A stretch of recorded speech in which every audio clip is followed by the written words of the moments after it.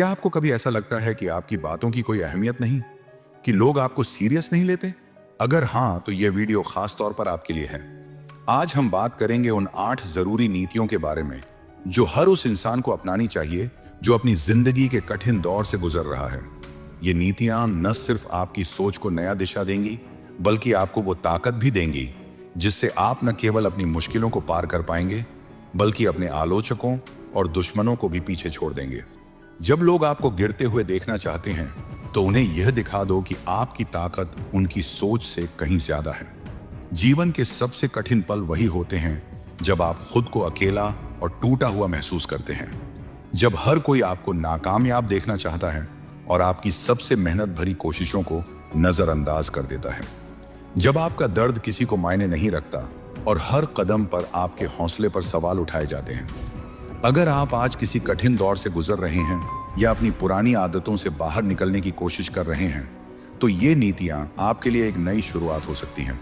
ये नीतियां आपको वो दिशा दिखा सकती हैं जो आपके जीवन को पूरी तरह बदल कर रख दे। याद रखिए, ये लोग आपको कमजोर समझते हैं क्योंकि उन्हें आपकी असली ताकत का एहसास नहीं है।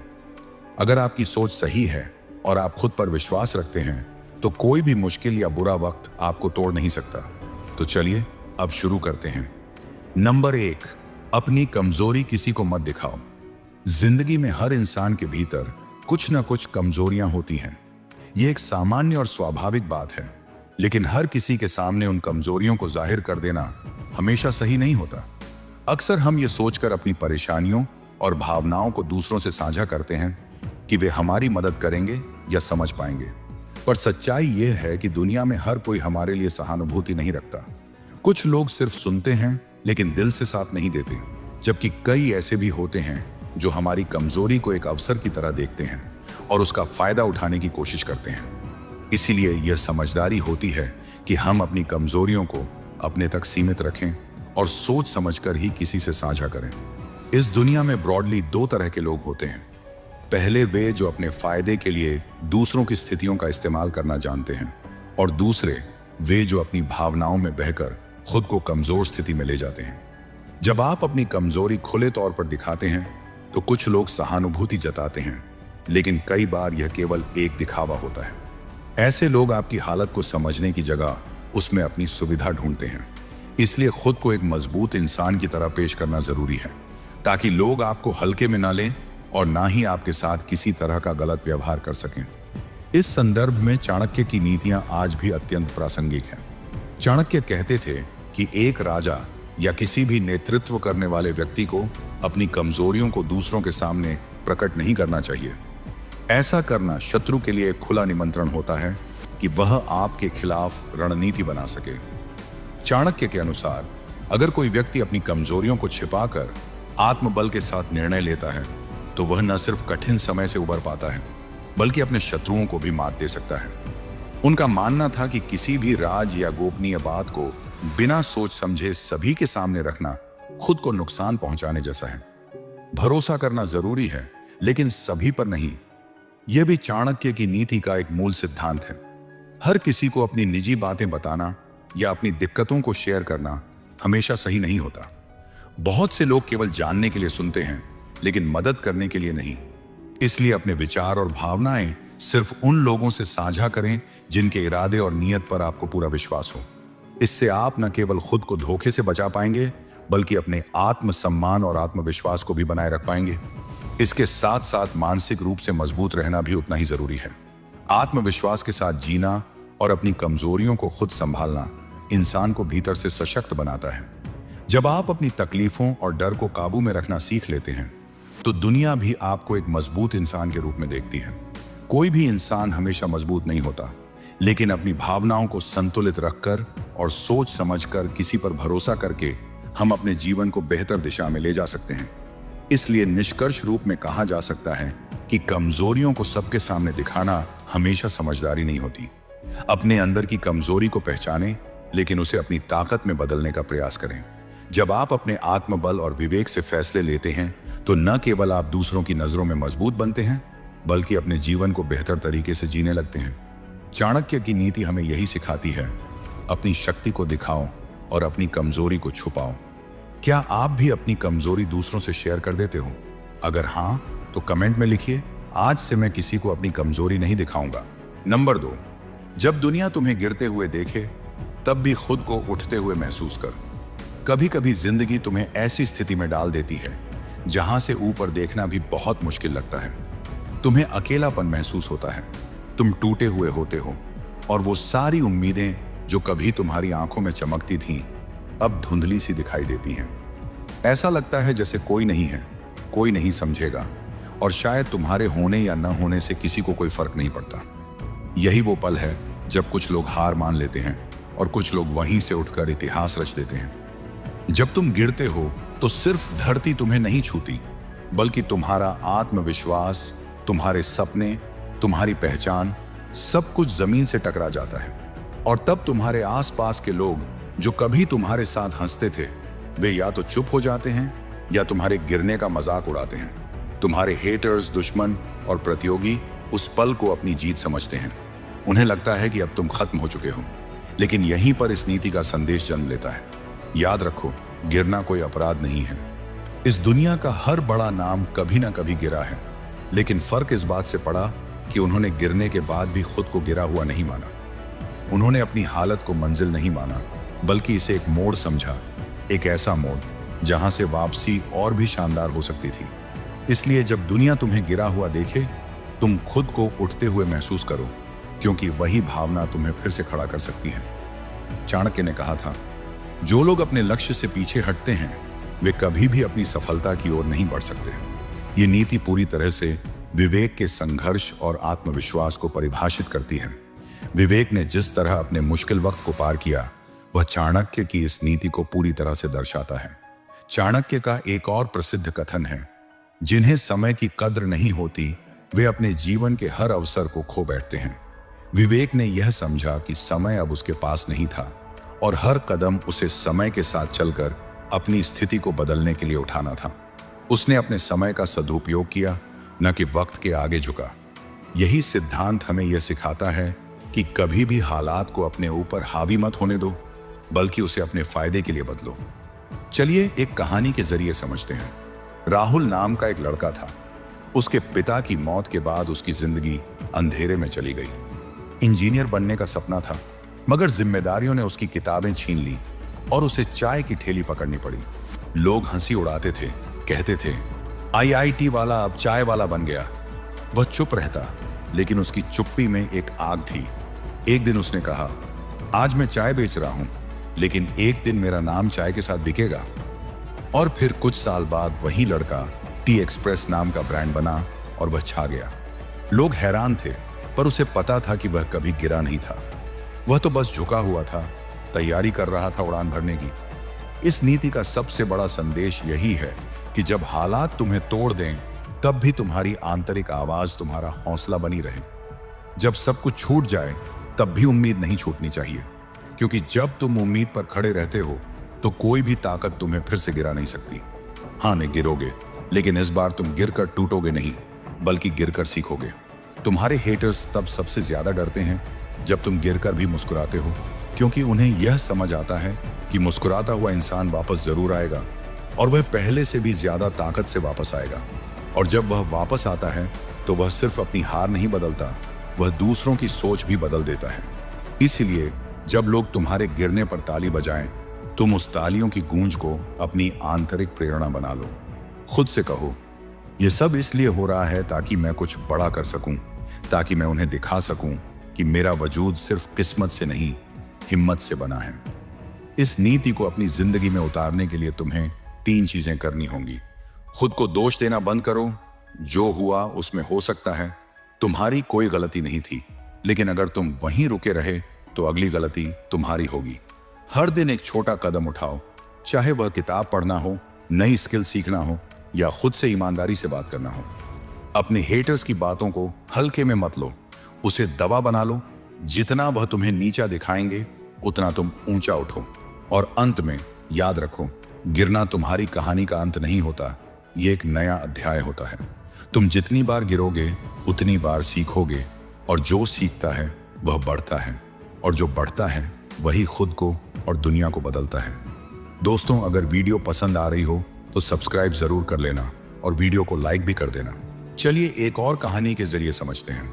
विवेक का जन्म एक छोटे से गांव में हुआ था, जहां लोग बस किसी तरह अपना दिन बिता लेते थे। उसके पिता एक मजदूर थे जो ईंट भट्टे पर काम करते थे और दिन भर की मेहनत के बाद इतना ही कमा पाते थे कि घर में 2 वक्त की रोटी आ सके। विवेक शुरू से ही पढ़ाई में होशियार था और उसका सपना था कि वह साइंटिस्ट बने। वह इस हद तक जुनूनी था कि वह गांव के कूड़े से टूटे खिलौने उठाकर उनसे साइंस एक्सपेरिमेंट्स करता था। लेकिन एक दिन उसका सपना टूट गया। जब वह 10वीं में था, उसके पिता एक दुर्घटना में गंभीर रूप से घायल हो गए और अब घर की पूरी जिम्मेदारी उस 16 साल के लड़के पर आ गई। इसके चलते विवेक को अपनी पढ़ाई छोड़नी पड़ी, किताबें बेचनी पड़ी और उसे होटल में बर्तन धोने का काम करना पड़ा। लोग हंसी उड़ाते थे, साइंटिस्ट बनना था, अब बर्तन धो रहा है। वह रातों को चुपचाप होटल के पीछे बैठकर रोता था। लेकिन एक दिन उसने खुद से सवाल किया, क्या मैं वाकई गिर चुका हूं या बस रुका हूं? और उसी दिन उसने ठान लिया कि वह खुद को कभी टूटा हुआ नहीं मानेगा। वह दिन में काम करता और रात को कोचिंग सेंटर के बाहर खड़े होकर बच्चों से पुराने नोट्स मांगता और पढ़ाई करता। धीरे धीरे उसने 12वीं का फॉर्म भरा, प्राइवेट से पास हुआ और फिर एक लैपटॉप खरीदा। 3 साल तक विवेक ने दिन रात एक कर दिया। उसने मुफ्त ऑनलाइन कोर्सेज से डाटा साइंस सीखा। जब दुनिया यह सोच रही थी कि वह बस एक बर्तन धोने वाला है, वह पाइथन, मशीन लर्निंग और स्टैटिस्टिक्स सीख रहा था। 5 साल के संघर्ष के बाद आज वही विवेक एक बड़ी टेक कंपनी में डाटा साइंटिस्ट है और हर महीने वह उतना कमाता है जितना उसके पिता 1 साल में नहीं कमा पाए थे। उसने अपने घर को नया बनाया, पिता का इलाज करवाया और उसी होटल में जहां वह बर्तन धोता था, अब एक कॉफी स्टार्टअप खोला। नाम रखा रिस्टार्ट कैफे, क्योंकि उसकी जिंदगी वहीं से रिस्टार्ट हुई थी। जब लोग तुम्हें गिरा हुआ समझे, तब तुम्हें खुद पर यकीन करना होगा। विवेक का हौसला, उसकी मेहनत और उसका अंदर से उठ खड़ा होना यही सिखाता है कि हालात चाहे जैसे भी हों, अगर तुम्हारी सोच गिरने ना दे तो तुम कभी नहीं गिरोगे। उसने अपने हालात को जस्टिफाई नहीं किया, बल्कि अपनी मेहनत से उन्हें बदल दिया। यही है नीति नंबर 2 का सार। नंबर 3, कभी भी अपने गुस्से या दर्द में वह मत बोलो जो तुम्हारे भविष्य को जला दे। क्या आपने कभी ऐसा अनुभव किया है जब किसी के शब्द आपकी आत्मा को भीतर तक चीर जाएं? जब किसी ने ऐसा गहरा आघात दिया हो कि उसकी बातों के तीर आपके सीने में उतर जाएं? जब आपने बिना किसी शर्त के किसी का साथ दिया हो, लेकिन बदले में आपको सिर्फ धोखा, तिरस्कार और अपमान मिला हो? ऐसे वक्त में गुस्सा आना स्वाभाविक है और दर्द भी उठना स्वाभाविक है। दिल की आवाज कहती है, अब बोलो, सबके सामने बोलो। जो उसने किया उसे सबको बताओ, उसे नीचा दिखाओ, उसे रोते हुए देखो, क्योंकि उसने आपको रुलाया है। लेकिन रुकिए, क्या आपने कभी सोचा है कि उस गुस्से या दर्द के पल में बोले गए शब्द आपके पूरे जीवन को प्रभावित कर सकते हैं? आपके करियर, आपकी छवि, आपके रिश्ते, सब कुछ उस एक पल के जवाब से बदल सकता है जो आपने गुस्से या दर्द में कह दिया। यह समझना आसान है, लेकिन इसे अपनाना उतना ही कठिन। जब कोई आपको तोड़ दे, तब चुप रहना एक बड़ी चुनौती बन जाती है। लेकिन याद रखें, चुप रहना हार नहीं है, बल्कि यह अपने आप पर काबू पाने की जीत है। आइए हम इस नीति को और गहराई से समझें। क्या वो लम्हे हैं जब इंसान अपने शब्दों से खुद को नष्ट कर देता है? हम सीखेंगे कि उन पलों से कैसे बचें और यह भी जानेंगे कि चुप्पी कभी सबसे ताकतवर जवाब बन सकती है। चाणक्य, जिन्हें आचार्य विष्णुगुप्त के नाम से भी जाना जाता है, भारतीय इतिहास के सबसे महान कूटनीतिज्ञ और शिक्षक थे। उन्होंने हमें कई कड़े जीवन सिद्धांत दिए हैं और उनका एक प्रसिद्ध कथन है, जिसने अपने क्रोध को काबू किया वही सबसे बड़ा योद्धा है। चाणक्य हमेशा कहते थे कि हमें कभी भी गुस्से में आकर कोई काम नहीं करना चाहिए, क्योंकि गुस्सा हमारी बुद्धि को अंधा कर देता है और हमें सही निर्णय लेने से रोकता है। चाणक्य के अनुसार गुस्से में व्यक्ति अपना बुद्धिमत्ता खो देता है और उस समय उसे कहे गए शब्द उसके जीवन के लिए अत्यधिक हानिकारक साबित हो सकते हैं। यही कारण है कि चाणक्य हमेशा गुस्से पर नियंत्रण रखने की सलाह देते थे। उनका मानना था कि जब कोई व्यक्ति गुस्से में होता है तो वह दूसरों को क्षति पहुंचाने के बजाय अपने ही भविष्य को खतरे में डालता है। हम सभी के भीतर एक भावनाओं का समंदर है, दर्द, अपमान, गुस्सा, जलन, अकेलापन। कभी कोई दोस्त धोखा दे जाता है, कभी भाई ही दुश्मन बन जाता है, कभी प्यार में धोखा मिलता है, तो कभी किसी और ने हमारी मेहनत पर कब्जा कर लिया। ऐसे समय में दिल में तूफान उठता है और मन करता है अब मैं उसे दिखा दूंगा, उसे खत्म कर दूंगा। लेकिन यही हम सबसे बड़ी गलती कर बैठते हैं। हम उस दर्द में वो बोल देते हैं जो हमारे जीवन को ही तबाह कर देता है। गुस्से में बोले गए शब्द तलवार से भी ज्यादा गहरे जख्म देते हैं। तलवार का घाव भर सकता है, लेकिन शब्दों का जहर एक जिंदगी भर आपको सता सकता है। और सबसे बड़ा खतरा यह है कि यह जहर दूसरों से ज्यादा खुद हमें खोखला करता है। चाणक्य का उदाहरण। चाणक्य का जीवन भी गुस्से और धोखे के कई उदाहरणों से भरा पड़ा है। एक समय की बात है जब चाणक्य ने मौर्य साम्राज्य की नींव रखी थी और चंद्रगुप्त मौर्य को एक बड़ा सम्राट बनाया था।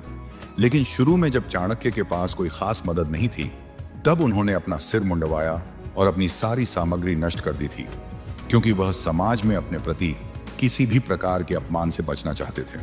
उनके इस कृत्य से यह सिद्ध होता है कि वह हर स्थिति में शांति और धैर्य से काम लेते थे। जब भी उन्हें गुस्सा आता, वह शांत होकर स्थिति का विश्लेषण करते थे और फिर अपने कदम उठाते थे। एक और उदाहरण है जब चाणक्य ने एक धोखेबाज राजकुमार को सबक सिखाया था। उस राजकुमार ने चाणक्य से धोखा किया था, लेकिन चाणक्य ने उस राजकुमार के खिलाफ कोई भी अपमानजनक शब्द नहीं बोले। इसके बजाय उन्होंने अपनी बुद्धिमानी से उस राजकुमार को पूरी तरह से नष्ट कर दिया। चाणक्य की यह नीति थी, गुस्से में कुछ भी नहीं करना चाहिए और न ही शब्दों का प्रयोग करना चाहिए। उन्होंने हमेशा अपनी ऊर्जा को सही दिशा में लगाया और उसे अपनी योजनाओं में व्यर्थ नहीं होने दिया। दीपक की कहानी। अब एक कहानी समझाते हैं। दीपक एक साधारण लड़का था जो अपनी मेहनत से एक छोटी सी कंपनी में नौकरी कर रहा था। वह हर दिन पहले ऑफिस आता और देर रात घर लौटता। उसे एक लड़की रिया से प्यार था जो उसी कंपनी में काम करती थी। सब कुछ सही चल रहा था, लेकिन एक दिन उसे पता चला कि रिया और उसका बॉस एक दूसरे के करीब आ गए थे। दीपक के लिए यह एक सदमा था। उसका प्यार, उसकी मेहनत, सब कुछ एक झटके में टूट गया। गुस्से में आकर उसने ऑफिस में सबके सामने रिया और अपने बॉस को भला बुरा कहा, चिल्लाया और अपनी नौकरी छोड़ दी। गुस्से में उसने सोशल मीडिया पर लंबा पोस्ट भी डाला जिसमें उसने सब कुछ उगल दिया। उसे लगा कि उसने अपना बदला ले लिया, लेकिन कुछ ही दिन बाद उसे समझ आया कि उस गुस्से भरे पल ने उसका भविष्य बर्बाद कर दिया। चाणक्य का सिख। अगर दीपक ने उस समय चाणक्य की नीति को अपनाया होता तो वह अपने गुस्से को काबू में रखता। चाणक्य के अनुसार जो गुस्से में कार्य करता है वह अपनी नासमझी का परिचय देता है। दीपक ने अपनी नासमझी में अपने भविष्य को नष्ट कर दिया। यदि वह कुछ समय शांत रहता और फिर सोच समझकर प्रतिक्रिया देता तो शायद उसकी स्थिति कुछ और होती। गुस्सा एक जहरीली आग है। यह पहले तुम्हारे दिमाग को जलाती है, फिर रिश्तों को, फिर पहचान को और अंत में तुम्हारे भविष्य को। गुस्से में हम अपने सबसे खराब रूप में होते हैं और यदि उस समय कुछ बोल दिया तो दुनिया हमें उसी रूप में याद रखेगी, चाहे अंदर से हम कितने भी अच्छे इंसान क्यों ना हों। चाणक्य की शिक्षा। चाणक्य ने कहा था, जो समय के साथ धैर्य और संतुलन रखता है वही सर्वश्रेष्ठ परिणाम प्राप्त करता है।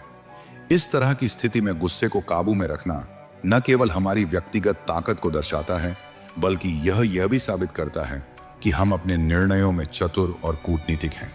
इसीलिए नीति नंबर 2 कहती है, गुस्से और दर्द में चुप रहना बोलने से कहीं अधिक बहादुरी है। जब तुम शांत रहते हो तब तुम सोच सकते हो, और जब सोचते हो तब तुम चीजों को सही तरीके से संभाल सकते हो। तुम्हारा गुस्सा तात्कालिक होता है, लेकिन उसके प्रभाव स्थायी होते हैं। अगर गुस्सा आए तो बोलने से पहले एक पल रुकें, गहरी सांस लें, खुद से कहें, क्या मैं जो बोलने जा रहा हूं वह मेरे भविष्य के लिए सही है? यह छोटा सा विराम तुम्हें बड़े नुकसान से बचा सकता है। जो कहना है उसे कागज पर लिखो, किसी को भेजने की जल्दबाजी न करें। यह तरीका तुम्हारा मन हल्का करेगा और शायद लिखने से तुम्हें समझ में आ जाएगा कि ये शब्द तुम्हारे जीवन में जहर घोल सकते हैं। जवाब देने की जल्दबाजी ना करें। कभी कभी सबसे बड़ा जवाब चुप्पी ही होती है। चाणक्य का अंतिम सिख। याद रखें, वह व्यक्ति जो अपनी जुबान पर काबू रखता है वही सबसे महान होता है। चुप्पी जो तुम्हारी आत्मशक्ति को दर्शाती है उसे अपनाएं। नंबर 4, जो तुम्हें तोड़ता है वही तुम्हें बनाता भी है। क्या आपने कभी महसूस किया है कि जब जीवन में सबसे अधिक अंधेरा होता है तब किसी न किसी रूप में रोशनी का एक रास्ता खुलता है। जब कोई अपना आप को छोड़कर चला जाता है, जब सारी मेहनत के बावजूद आप खाली हाथ रह जाते हैं, जब लोग आपकी हंसी उड़ाते हैं और कहते हैं तुमसे कुछ नहीं हो सकता, तब कहीं ना कहीं अंदर से कुछ टूटता है। वह टूटन कभी किसी रिश्ते की होती है, कभी विश्वास की, कभी अपनी पहचान की, लेकिन शायद यही टूटना असली शुरुआत होती है, क्योंकि किसी भी निर्माण की प्रक्रिया विध्वंस से ही शुरू होती है। जैसे एक बीज को धरती में दफन होकर खुद को तोड़ना पड़ता है ताकि वह एक पेड़ बन सके, वैसे ही इंसान को भी अपनी सीमाएं तोड़नी पड़ती हैं। दर्द सहना पड़ता है, तभी वह अपने असली रूप में उभरता है। लोग अक्सर यह सवाल करते हैं, अगर भगवान हमारे भले के लिए सोचता है तो हमें इतना दर्द क्यों देता है? लेकिन क्या आपने कभी यह सोचा है कि लोहा बिना आग में तपे तेज नहीं हो सकता, और हीरा तब तक एक साधारण पत्थर ही रहता है जब तक वह हजारों टन दबाव सहकर धरती के भीतर से बाहर नहीं निकलता। जो चीज आपको तोड़ती है वही आपको आकार देती है, क्योंकि अगर आप कभी टूटेंगे नहीं तो आप कभी खुद को जान नहीं पाएंगे। हर बार जब आप गिरते हैं, हर बार जब आप हारते हैं, तब असल में आपकी आत्मा और भी मजबूत होती है, और तब आपको यह समझ में आता है कि आपके भीतर कितनी ताकत छिपी हुई है। कभी कभी तकलीफें इसलिए आती हैं ताकि आप अपने आसपास के नकली लोगों को पहचान सकें, और सबसे बड़ी बात, खुद को पहचान सकें। चाणक्य का उदाहरण। चाणक्य ने हमेशा यह सिखाया कि विपत्ति में ही असली शक्ति छिपी होती है। उन्होंने कहा था कि जो आपके संघर्ष को महसूस कर सकता है वही सच्चा समर्थक है। चाणक्य ने भी बहुत कठिनाइयों का सामना किया था, लेकिन उन संघर्षों के कारण ही उन्होंने भारत में मौर्य साम्राज्य की नींव रखी। उनका मानना था कि जो आपको तोड़ता है वही आपको मजबूती से खड़ा करता है। मुकुल की कहानी। मुकुल एक साधारण लड़का था, लेकिन उसकी आंखों में सपने थे। कॉलेज में सिया से उसका प्यार हुआ। उसने सिया को अपनी जिंदगी का सबसे बड़ा हिस्सा बना लिया। उसने अपने करियर, दोस्तों और खुद के सपनों को पीछे छोड़कर सिर्फ सिया को प्राथमिकता दी।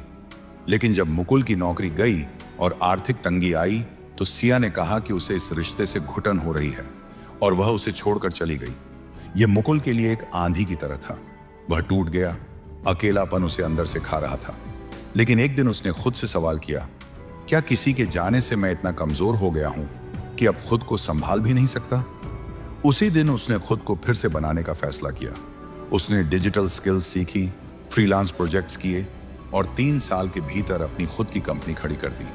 आज मुकुल दूसरों को यही सिखाता है, जो तुम्हें तोड़ता है वही तुम्हें बनाता भी है, बशर्ते तुम टूटकर हार मानने के बजाय खुद को फिर से जोड़ने की हिम्मत रखो। हर किसी की जिंदगी में एक मुकुल जैसा पल आता है, जब सब कुछ छूटता हुआ लगता है, जब दिल भी साथ नहीं देता और भविष्य धुंधला सा दिखाई देता है। लेकिन जो एक चीज आपको आगे बढ़ाती है वह है हिम्मत। हिम्मत यह मानने की कि जो टूटा है वह फिर से बन सकता है। हिम्मत यह समझने की कि हर चोट, हर ठोकर, हर आंसू आपके भविष्य को आकार दे रहा है। नंबर 5, हर बात का जवाब देना जरूरी नहीं होता। जिंदगी में एक ऐसा समय आता है जब लोग आपकी खामोशी को कमजोरी समझते हैं, आपकी सफलता से जलते हैं और आपके खिलाफ बातें बनाते हैं। लोग आपके बारे में झूठ फैलाते हैं, ताने देते हैं, आपको नीचा दिखाने की कोशिश करते हैं, और तब सबसे बड़ा सवाल उठता है, क्या हमें जवाब देना चाहिए? लेकिन सच्चाई यह है कि हर बात का जवाब देना जरूरी नहीं होता, क्योंकि जवाब तब दिया जाता है जब सामने वाला समझने लायक हो, और अक्सर सामने वालों की नीयत केवल आपको उकसाने की होती है, समझने की नहीं। अगर आप हर पत्थर का जवाब देने लगेंगे तो आप कभी मंजिल तक नहीं पहुंच पाएंगे। कभी कभी खामोशी सबसे बड़ा हथियार बन जाती है, क्योंकि जो व्यक्ति चुप रहकर केवल मेहनत करता है वही वक्त के साथ अपनी जीत को साबित करता है। लोग आपके बारे में क्या कहते हैं, इसका जवाब शब्दों में नहीं बल्कि सफलता में होता है। नेहा की कहानी। नेहा एक ऐसी लड़की थी जिसने पढ़ाई में टॉप किया और कॉलेज से निकलते ही अपना स्टार्टअप शुरू किया। उसकी मेहनत रंग लाई और उसका नाम होने लगा। तभी शुरू हुई आलोचना।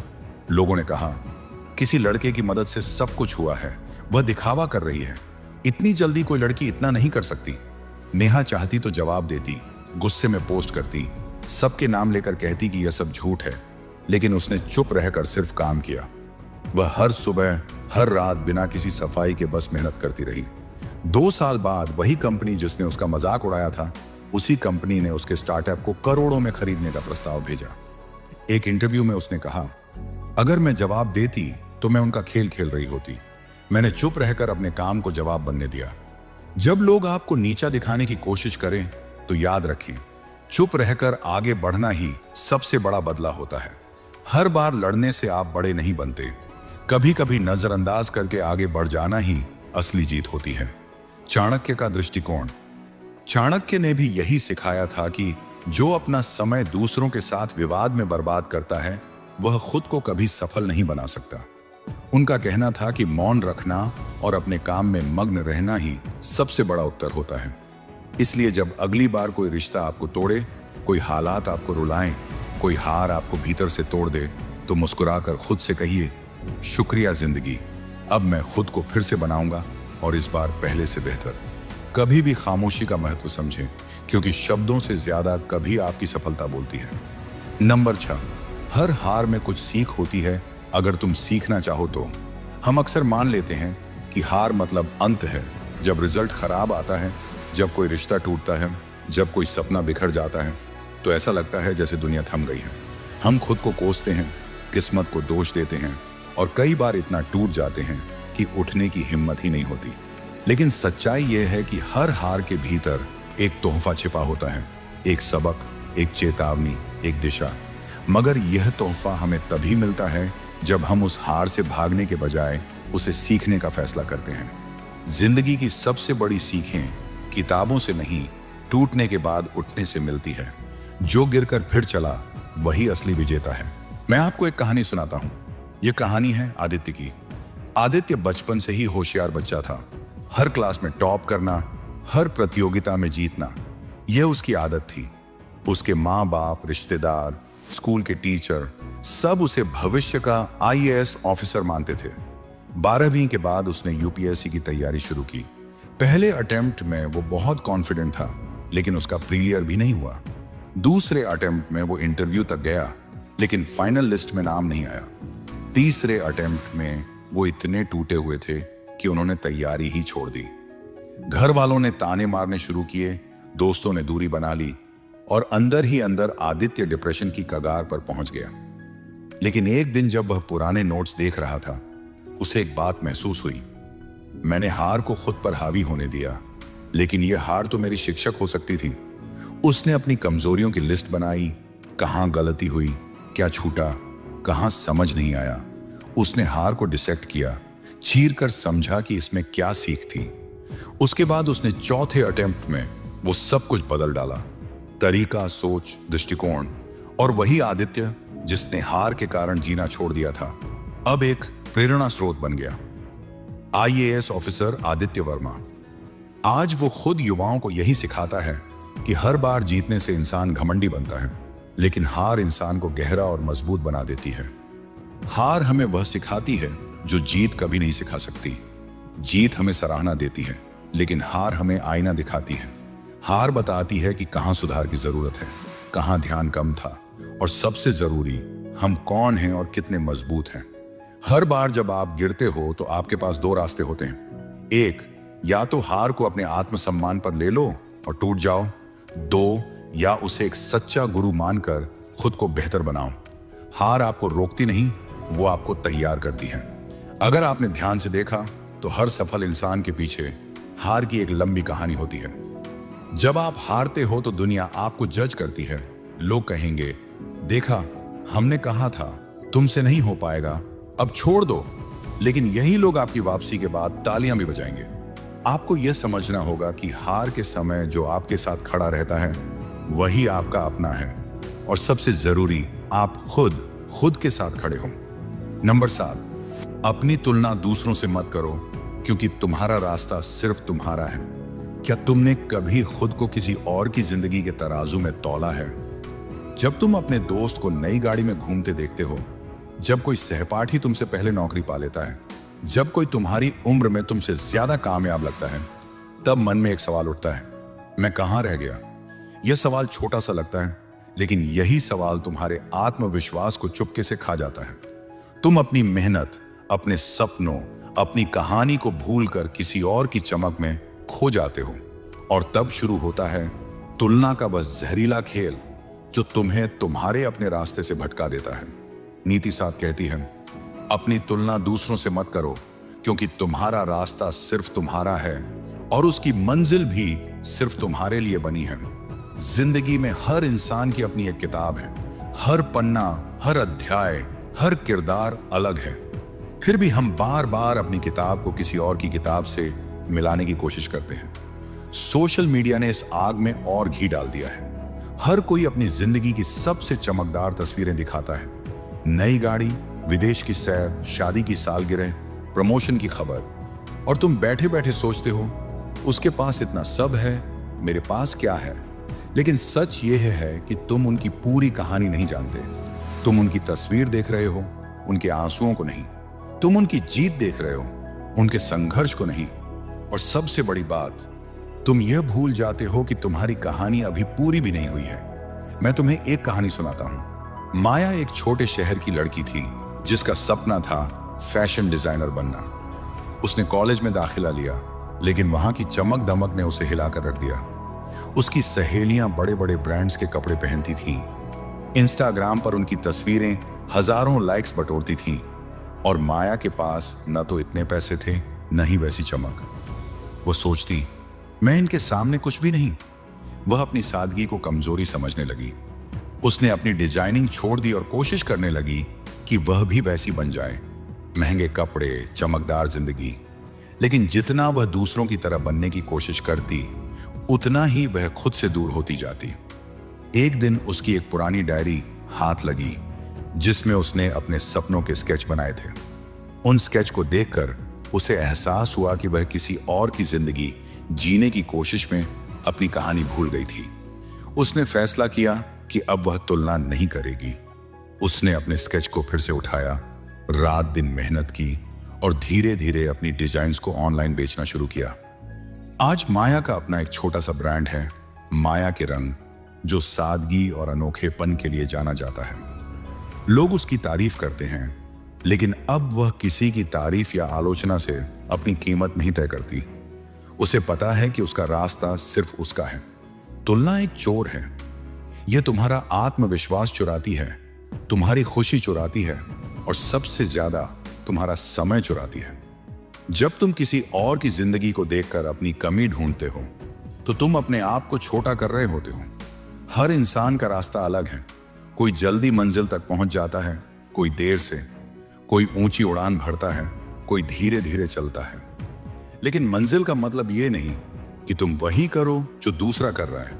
मंजिल का मतलब है कि तुम अपने सपनों को पूरा करो, अपनी शर्तों पर। इस नीति को अपनाने के लिए 3 चीजें करनी होंगी। अपने रास्ते पर फोकस करो। हर बार जब तुम किसी और की जिंदगी को देखकर उदास हो, अपने सपनों की लिस्ट बनाओ। यह तुम्हें याद दिलाएगा कि तुम्हारा लक्ष्य क्या है। सोशल मीडिया से ब्रेक लो। हर चमकती तस्वीर सच नहीं होती।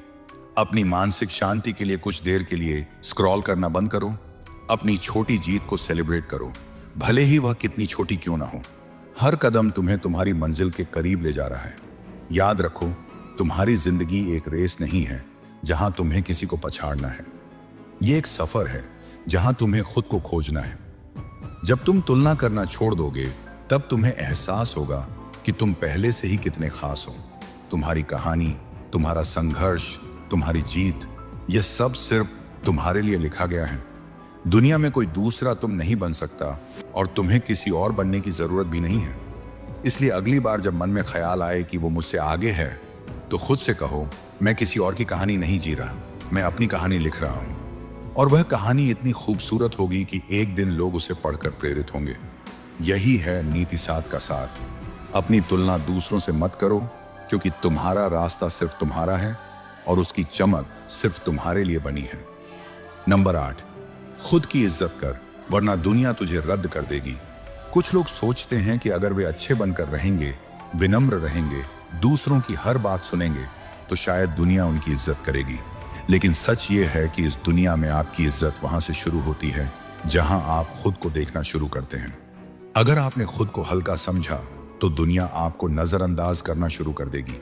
अगर आपने खुद को कम आंका, तो लोग आपको पैरों के नीचे रखने में वक्त नहीं लगाएंगे। यह दुनिया मुस्कुराने वाले चेहरे की नहीं, खड़े रहने वाले कंधों की इज्जत करती है।